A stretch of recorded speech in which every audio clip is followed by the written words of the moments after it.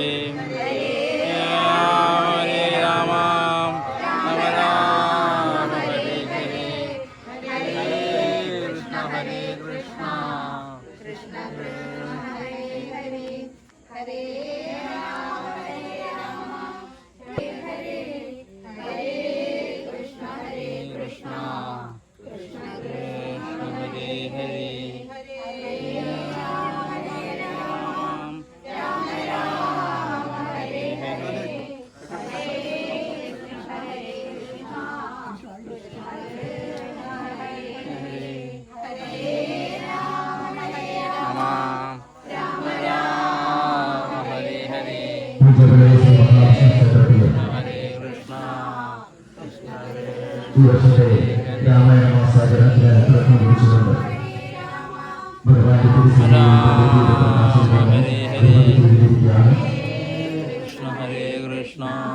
ഭഗവാന്റെ തിരുസന്നിധിയിൽ ഭദ്രദീപ പ്രകാശന കർമ്മം നിർവഹിച്ച ബഹുമാന്യനായ ശ്രീ നാരായണൻ വിശ്വാസപരൻ അവർക്ക് ക്ഷേത്ര ഭരണസമിതിയുടെ പേരിലുള്ള നന്ദി അറിയിക്കുകയാണ്.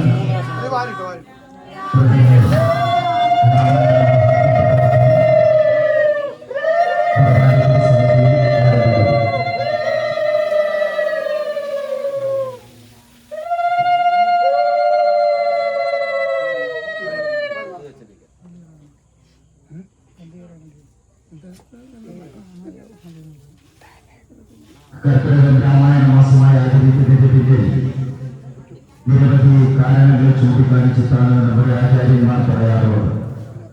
അതിൽ പ്രധാനപ്പെട്ടതാണ് കാലഗണന അനുസരിച്ചുള്ള കർക്കിടകത്തിന്റെ പ്രാധാന്യം. നമ്മുടെ കാലഗണന അനുസരിച്ച് ഒരു ലക്ഷം ദേവന്മാരുടെ രാത്രിയും പകലുമായി താമസിച്ചിട്ടുള്ളത്.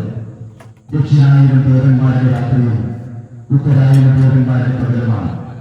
ഉത്തരായണം ആരംഭിക്കുന്നത് മകരസംക്രാന്തി മുതൽ പകൽ ആരംഭിക്കുന്ന മകരം അടക്കം 6 മാസക്കാലം വിജയം വരെ ദേവന്മാരുടെ പകൽ സമയമാണ്. മനുഷ്യരായ നമ്മളെ സംബന്ധിച്ച് രാവിലെ 6 മണി മുതൽ വൈകിട്ട് 6 മണി വരെയുള്ള സമയത്തെ പകൽ എന്ന് നാം ഗണിക്കുന്നു. ഇതുപോലെ ദേവന്മാരുടെ പകലാണ് മകരം മുതൽ മിഥുനമാസം വരെ രാവിലെ 6 മണി മുതൽ വൈകിട്ട് 6 മണി വരെ പകലാണെങ്കിൽ വൈകിട്ട് 6 മണി മുതൽ പിറ്റേ ദിവസം രാവിലെ 6 മണി വരെ നമുക്ക് രാത്രി സമയമാണ്. ഇതേപോലെ ദേവന്മാരുടെ സന്ധ്യാസമയം ആരംഭിക്കുന്നത് കർക്കിടകം മുതലാണ്. അതായത് ദക്ഷിണായനം ആരംഭിക്കുന്നതിലൂടെയാണ് കർക്കിടകം എന്ന് പറയുന്നത്. സന്ധ്യാസമയം ആ മാസം മുതലാണ് മനുഷ്യരായിട്ടുള്ള നമ്മൾ സന്ധ്യാസമയത്ത് വിളക്കുകൊടുത്ത് നാമസങ്കീർത്തനം ചെയ്ത് ഇഷ്ടദേവതയെ ഉപാസിച്ച് മാലാമണ്ഡലങ്ങളും സഹസ്രനാമങ്ങളും എല്ലാം ചൊല്ലി ക്ഷേത്ര ദർശനവും സത്സംഗവും ഭജനയും ഒക്കെ ചെയ്യുന്ന സമയമാണ് സന്ധ്യാസമയം. ദേവന്മാരുടെ സന്ധ്യാസമയമാണ് കർക്കിടകം എന്നുള്ളതുകൊണ്ട് ആ മാസം മുഴുവൻ ദേവകാര്യങ്ങൾക്ക് കൂടുതൽ പ്രാധാന്യം കൊടുത്ത് ശ്രീരാമചന്ദ്ര മഹാപ്രഭുവിനെ ഭജിക്കുന്നു. രാമനെ മാത്രമേ ഭജിക്കാമെന്നില്ല, ശ്രീരാമനുമായി ബന്ധപ്പെട്ട മാസമാണ് കർക്കിടകം എന്നൊരു വിശ്വാസം നമുക്കുണ്ട്. അതാണ് കർക്കിടകം രാമായണ മാസമായി ആചരിക്കുന്നതിന്റെ കാരണം.